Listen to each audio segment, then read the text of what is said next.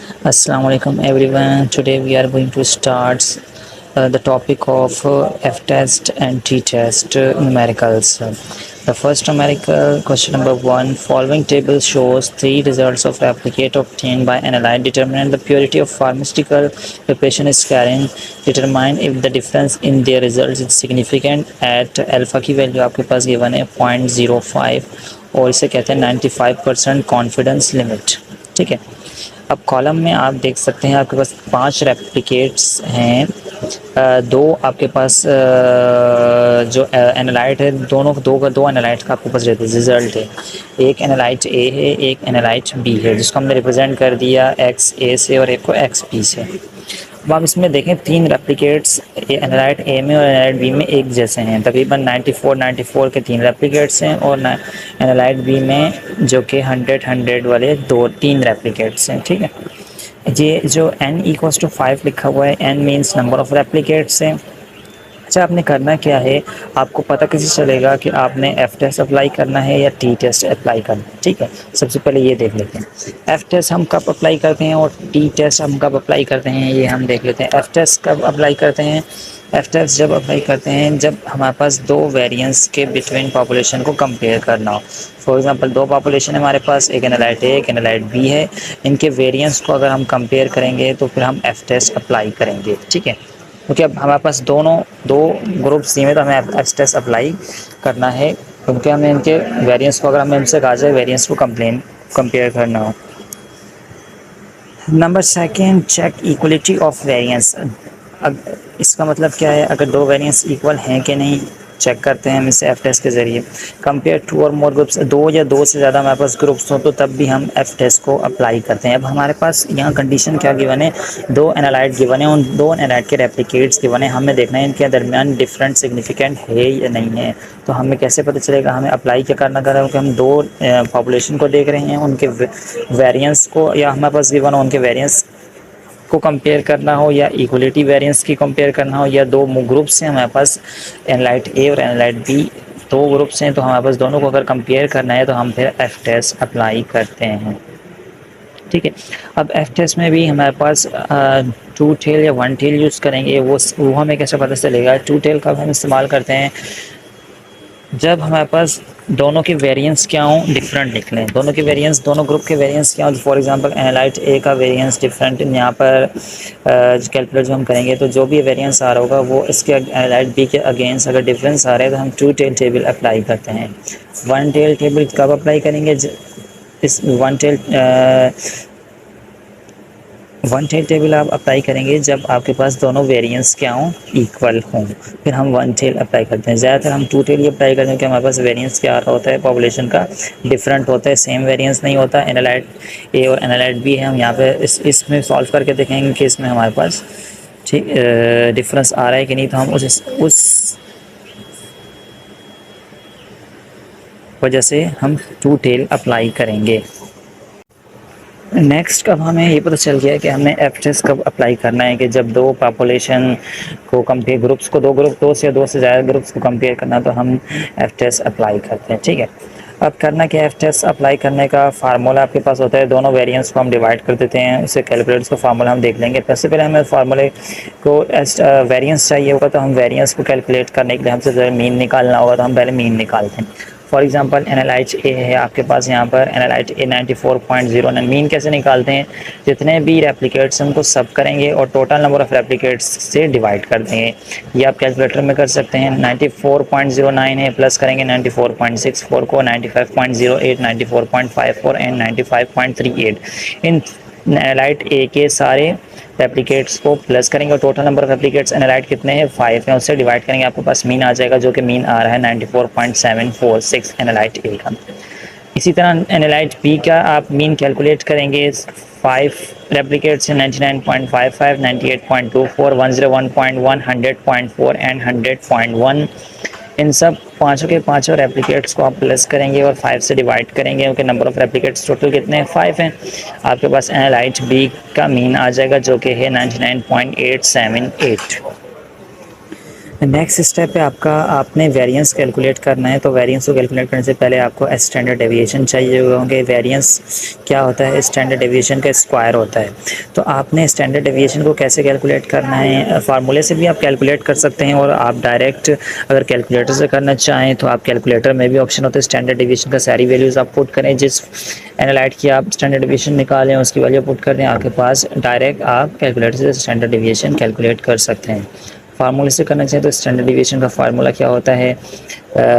Standard deviation equals to under root X minus X bar का whole's upon N का X minus X bar का whole square upon N number of replicates. से आप calculate कर सकते हैं, या फिर आप डायरेक्ट हमने डायरेक्ट कैलकुलेट किया है फार्मूले से। डायरेक्ट कैलकुलेट किया था कैलकुलेटर से। कैलकुलेट करने के बाद जो फर्स्ट एनालाइट के एस ए से रिप्रेजेंट किया गया स्टैंडर्ड डेविएशन को, वो एनालाइट ए की स्टैंडर्ड डेविएशन है, वो है 0.4993। एंड एनालाइट बी की जो कैलकुलेट की है स्टैंडर्ड डेविएशन 1.0730।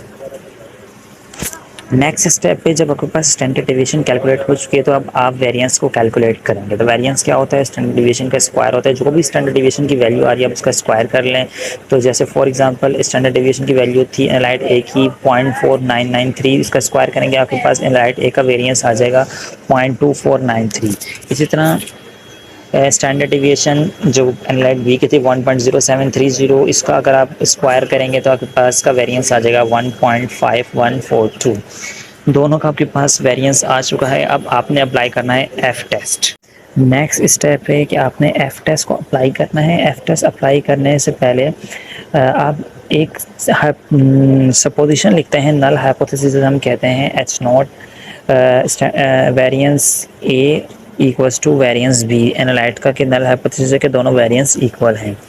फिर उसके बाद आपने एफ कैलकुलेटेड का फार्मूला अप्लाई करना है एफ टेस्ट का। वो क्या है? F calculated equals to variance B analyte को डिवाइड करना है वेरिएंस ए से। हमारे पास एनालाइट बी का जो वेरिएंस था 1.15142 था, उसको डिवाइड करेंगे। एनालाइट ए का वेरिएंस था 0.2493। आपके पास एफ कैलकुलेटेड की जो वैल्यू डिटरमाइन हुई है वो है 4.618।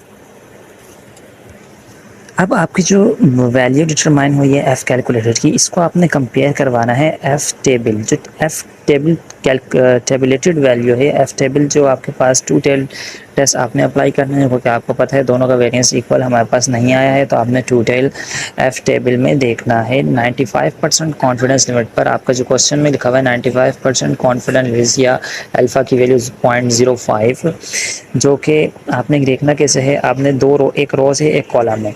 अच्छा, आपके पास जो जो रेप्लिकेट्स कितने थे एनालाइट ए के, वो भी 5 थे, और एनालाइट बी के भी 5 थे। तो 5 की कॉलम और 5 की रो में हम देखेंगे जो एफ टेबलेटेड वैल्यू आ रही है टू टेल टेस्ट में 7.146। एफ कैलकुलेटेड की वैल्यू छोटी आ रही है जो कि स्मॉल है 4.618, एंड एफ टेबलेटेड वैल्यू क्या आ रही है 7.146। 95% कॉन्फिडेंस लिमिट पर दोनों के रेप्लिकेट्स कितने 5 हैं।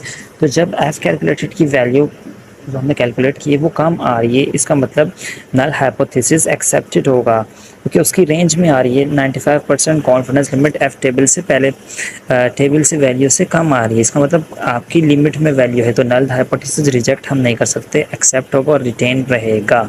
इसका मतलब कि दोनों वेरिएंस क्या हैं? इक्वल हैं। अब सवाल में आपके पास क्या गिवन था? Determine if the difference in the result is significant. जो रिज़ल्ट्स आ रहे हैं वो सिग्निफिकेंट हैं कि नहीं हैं, ये आपने चेक करना है। इसके लिए आप टी टेस्ट अप्लाई करते हैं।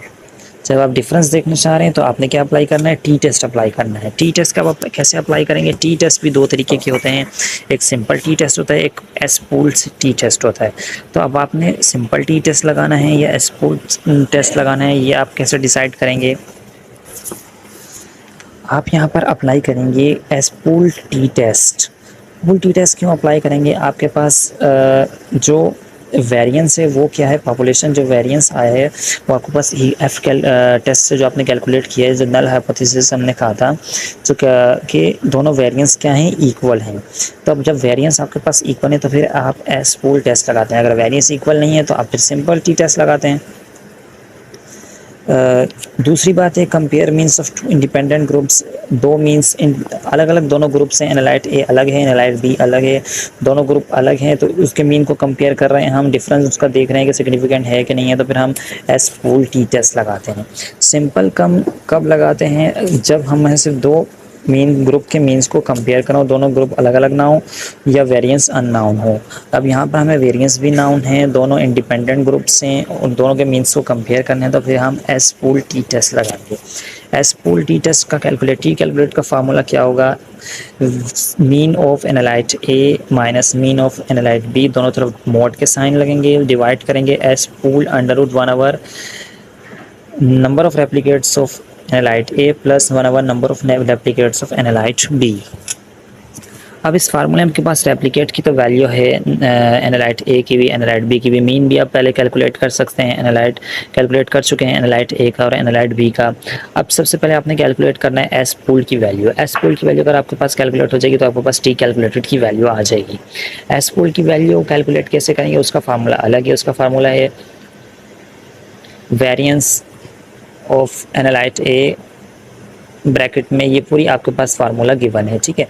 इसमें सिंपल आपने क्या करनी है, वैल्यू पुट करनी है, एनालाइट ए के वेरिएंस की वैल्यू पुट करनी है, रेप्लिकेट्स कितने थे एनालाइट के 5 माइनस 1 फार्मूले का, प्लस फिर एनालाइट बी के वेरिएंस की वैल्यू पुट करनी है 1.15142, रेप्लिकेट्स कितने थे एनालाइट बी के 5 माइनस 1, डिवाइड किससे करेंगे एनालाइट ए के रेप्लिकेट्स प्लस एनालाइट बी के रेप्लिकेट्स 5 दोनों को प्लस करेंगे -2। आप कैलकुलेटर में ये वैल्यूज पुट करेंगे, आपके पास एस पोल की वैल्यू कैलकुलेट हो जाएगी जो कि है 0.8368। नेक्स्ट अब आपने टी कैलकुलेटेड के फार्मूले में एस पोल की वैल्यू पुट करनी है और बाकी जितने भी रिक्वायर्ड वैल्यूज़ हैं वो आपने पुट करनी है। रिक्वायर्ड वैल्यूज़ कौन कौन सी हैं, mean of analyte A 94.746 minus mean of analyte B 99.878, जो आप पहले मीन कैलकुलेट कर चुके थे फर्स्ट में। एस पूल की वैल्यू क्या थी 0.8368 अंडर रूट 1/, एनालाइट ए के रेप्लिकेट्स कितने थे 5 प्लस 1/, एनालाइट बी के रेप्लिकेट्स कितने 5।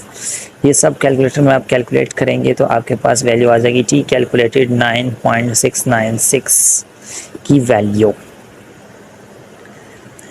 अब टी कैलकुलेटेड की वैल्यू आपके पास कैलकुलेट हो चुकी है 9.696।